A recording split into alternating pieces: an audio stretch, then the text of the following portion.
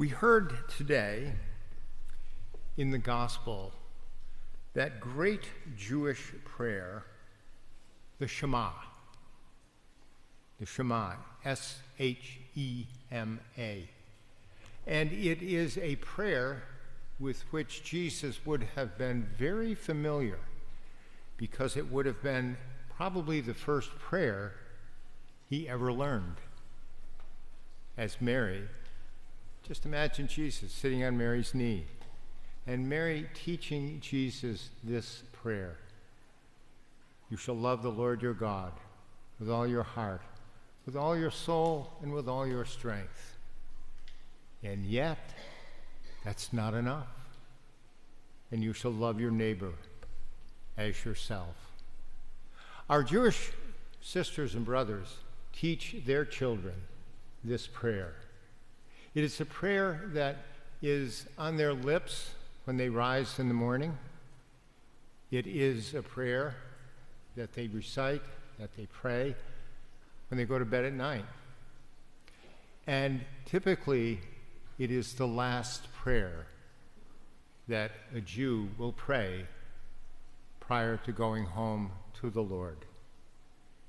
You shall love your neighbor as yourself, just as you love God. And we hear in that reading from the book of Exodus some very timely, I'd say, advice, teaching for us as we live in our own time and in our place. From the book of Exodus, it said, you shall not molest or oppress an alien, a stranger. Because the author of Exodus says, you were once a stranger yourself.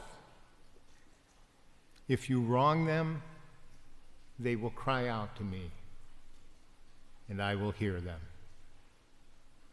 You know, a few weeks ago, I think it was on a Monday, we are familiar with the situation in which refugees are in our area.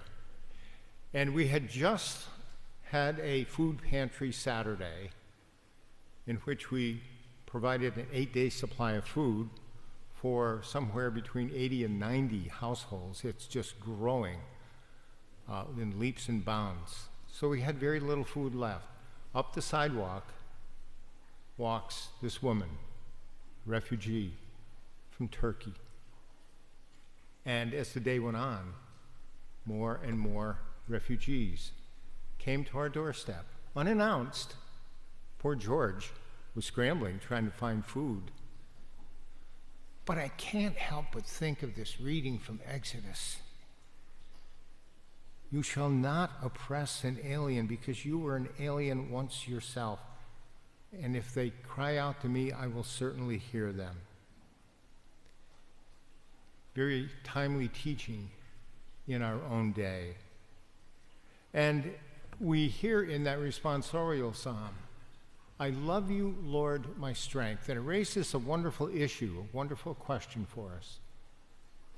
From whence do we find our strength? What's the source of our strength? You know, many times mothers will call wanting baptism for their children.